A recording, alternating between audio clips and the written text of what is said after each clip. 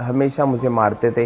तो मेरी मदर हमेशा रिलेटिव्स को हाथ जोड़ती थी, बोलते थे इसको तुम लेके जाओ। मैंने 3 बार सुसाइड कोशिश की। भाई को भाई नहीं बोल पाए, बहन को बहन नहीं बोल पाए, माँ को माँ भी नहीं हम लोग बोल पाए। लेकिन आज कहीं ना कहीं हमें लगता है कि मेरे किन्नर बहनों का कैसे नुकसान होता है, कैसे हाल होते हैं। कभी हाथ पकड़ लेते हैं, कभी कोई चिमटी काट लेते हैं। तो ऐसे लोग आज भी हैं। तो मैंने कसम खा ली थी कि मैं ताली तो कभी ज़िंदगी में नहीं बजाऊंगी। मैं कभी किसी गली या बाजार में 4 पैसे मांगने नहीं जाऊंगी। जो ट्रेनों में पैसे मांगते थे लोगों के गोदी में बैठ के, तो अगर आज धर्म के गद्दी पे बैठेंगे तो क्या होगा धर्म का। धर्म ने भी हमें कभी अपनाया नहीं। जितने भी देव देवताएं हैं, जितने भी साधु संत हैं, उसमें हम क्यों नहीं है।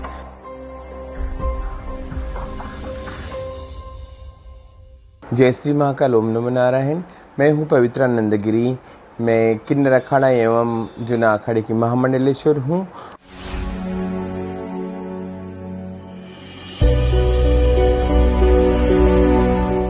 बहुत मुश्किल था मेरे लिए एक किन्नर बनकर एक धर्म के साथ चलने के लिए। जैसे बचपन से खुद के परिवार ने साथ नहीं दिया, हमेशा तिरस्कार दिया, समाज ने तिरस्कार दिया, और हमारे धर्म ने भी हमें कभी अपनाया नहीं। जैसे हमारे जितने भी देव देवताएं हैं, जितने भी साधु संत हैं, उसमें हम क्यों नहीं है।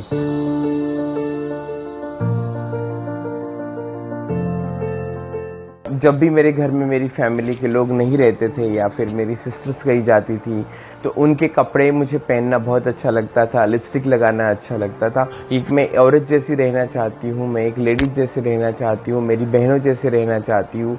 वो जो भावना थी वो हमेशा से मेरे मन में थी। लेकिन कहीं ना कहीं हम ब्राह्मण फैमिली से होने के बाद कहीं ना कहीं एक ऑर्थोडॉक्स मन में एक विचार था, एक सोच थी उनकी कि नहीं नहीं नहीं, ऐसा नहीं हो सकता। हमारा तो ये बच्चा है, ये कैसे इस टाइप से पैदा हो सकता है।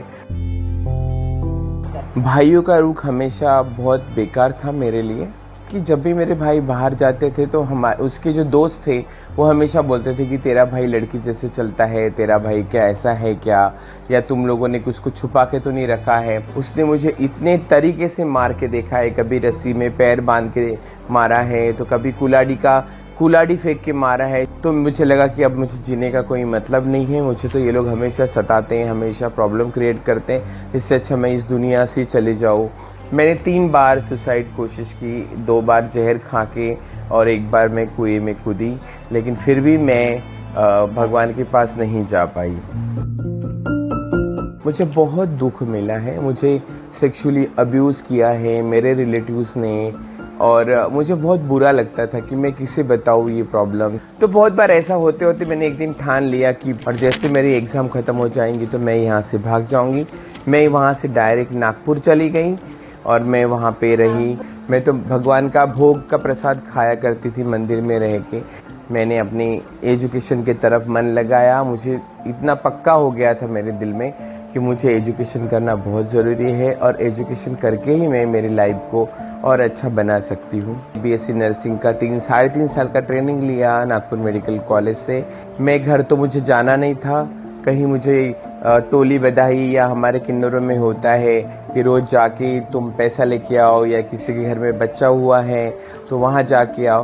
तो ये सारी चीज़ें मुझे नहीं करनी थी। तो मैंने डायरेक्ट एक सोशल वर्क, मेरी कम्युनिटी के लोग, LGBT के लोगों के साथ काम करना शुरू किया। जब मैं NGO वर्क में मैं अपने आप को इन्वॉल्व करने लगी, और उसके चलते चलते मैंने देखा कि मेरे किन्नर बहनों का कैसे नुकसान होता है, कैसे हाल होते हैं। तो मैंने कसम खा ली थी कि मैं ताली तो कभी ज़िंदगी में नहीं बजाऊंगी। मैं कभी किसी गली या बाजार में 4 पैसे मांगने नहीं जाऊंगी।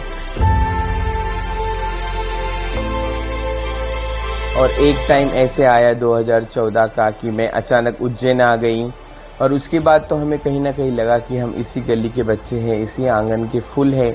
बहुत ऐसे साधु थे जिन्होंने हमें हमेशा तिरस्कार नज़रों से देखा है, आज भी देखते हैं। बहुत सारे ऐसे साधु हैं, ऐसे बहुत बड़े बड़े डायलॉग्स लोगों ने मारे हैं, साधुओं ने मारे हैं कि अरे अब तो ये हमारे बाप बनना चाहते हैं, या फिर इनको अभी गवारा नहीं हो रहा है, और ये धर्म में आने का नाटक कर रहे हैं, ड्रामा कर रहे हैं।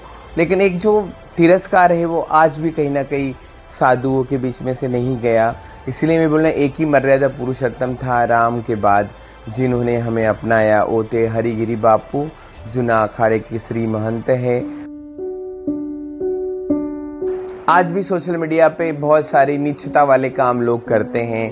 बहुत बार कोई माँ बोल देता है, कोई दीदी बोलता है, लेकिन कुछ टाइम बाद उसका रवैया चेंज हो जाता है, छू देता है, कभी हाथ पकड़ लेते हैं, कभी कोई चिमटी काट लेते हैं। तो ऐसे लोग आज भी हैं। लेकिन इस सब में कहीं ना कहीं एक चीज हमारे पास नहीं थी, वो था धर्म। और धर्म हमारा हक था। पैरों को खींचना पड़ा, सड़कों पे आना पड़ा, हर किसी से बहस करना पड़ा, साधु संतों से लड़ाई झगड़े हमें करने पड़े। 2014 में हमारा मीटिंग हुआ, हमारा अखाड़ा स्थापित हुआ 2015 में। और उसके बाद 2016 में हमारा कुंभ था, सिंहस्थ कुंभ उज्जैन में जो होता है महाकाल नगरी में। बहुत हमारी प्रॉब्लम्स हुई कि आधी आधी रात को हमें कमिश्नर, हमारे जो पॉलिटिकल लीडर्स थे, उनके फ़ोन आए कि नहीं तुम ये नहीं कर सकते।